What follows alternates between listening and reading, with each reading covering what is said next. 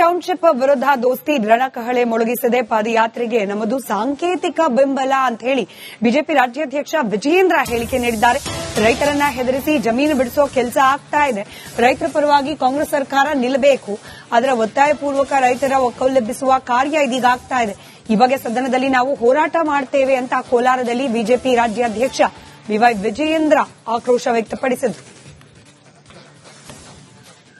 ಅಲ್ಲಿ ನಮ್ಮ ವಿಪಕ್ಷ ನಾಯಕರಾಗಿರುವಂತಹ ಆರ್ ಅಶೋಕ್ ಅವರು, ಚಲವಾದಿ ನಾರಾಯಣ ಸ್ವಾಮಿ ಅವರು ಆ ಪಾದಯಾತ್ರೆ ಬೆಂಬಲವನ್ನು ಕೂಡ ನಾವು ನೀಡಿದ್ದೇವೆ. ಆದ್ರೆ ದುರಂತ ಏನು ಅಂತ ಹೇಳಿದ್ರೆ, ಈ ಹೋರಾಟ ಪ್ರಾರಂಭ ಮಾಡಿರ್ತಕ್ಕಂಥದ್ದು ರೈತರು, ಬಿಡದಿ ಭಾಗದ ರೈತರು. ಆ ರೈತರನ್ನು ಹೋರಾಟವನ್ನು ಮಾಡ್ತಾ ಇದ್ರು.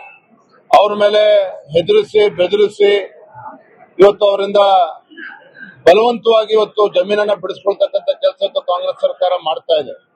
ಒತ್ತಾಯಪೂರ್ವಕವಾಗಿ ರೈತರನ್ನ ಒಕ್ಕಲೆಬ್ಬಿಸುವಂತ ಕೆಲಸ ಮಾಡ್ತಾ ಇದ್ದಾರೆ. ನಮಗೂ ಕೂಡ ಕಳೆದ ಒಂದು ವಾರದಿಂದ ಬೇರೆ ಬೇರೆ ರೀತಿ ಮಾಹಿತಿಗಳು ಕೂಡ ಬರ್ತಾ ಇದೆ. ಈ ರೀತಿ ಮಾಡದೇನೆ ಇವತ್ತು ರೈತರ ಪರವಾಗಿ ಸರ್ಕಾರ ನಿಲ್ಲಬೇಕಾಗ್ತದೆ. ರೈತರ ಹೋರಾಟ ಏನು ಪ್ರಾರಂಭ ಆಗಿದೆ. ಭಾರತೀಯ ಜನತಾ ಪಾರ್ಟಿ, ಜೆಡಿಎಸ್ ಕೂಡ ನಾವು ಸಂಪೂರ್ಣ ಬೆಂಬಲವನ್ನು ಕೂಡ ನೀಡಿದ್ದೇವೆ. ಸದನದ ಒಳಗಡೆನೂ ಕೂಡ ಅದ್ರ ಬಗ್ಗೆ ನಾವು ಹೋರಾಟವನ್ನ ಮಾಡ್ತೇವೆ. ಸಾಂಕೇತಿಕವಾಗಿ ಹೋರಾಟಕ್ಕೆ ಪಾದಯಾತ್ರೆ ಬೆಂಬಲ ಕೊಡಬೇಕು ಅಂತೇಳಿ ನಾವೆಲ್ಲರೂ ಕೂಡ ತೀರ್ಮಾನ ಮಾಡಿದ್ದೇವೆ. ಆ ನಿಟ್ಟಿನಲ್ಲಿ ಅಶೋಕ್ ಅವರು, ಚಲವಾದಿ ನಾರಾಯಣ ಸ್ವಾಮಿ ಹೋಗಿದ್ದಾರೆ. ಮುಂದೇನ್ ಮಾಡ್ಬೇಕು ನಾವು ನೋಡ್ತೇವೆ. ಅಲ್ಲಿ ನಮ್ಮ ವಿಪಕ್ಷ ನಾಯಕರಾಗಿರುವಂತಹ ಆರ್ ಅಶೋಕ್ ಅವರು, ಚಲವಾದಿ ನಾರಾಯಣ ಸ್ವಾಮಿ ಅವರು ಆ ಪಾದಯಾತ್ರೆ ಬೆಂಬಲ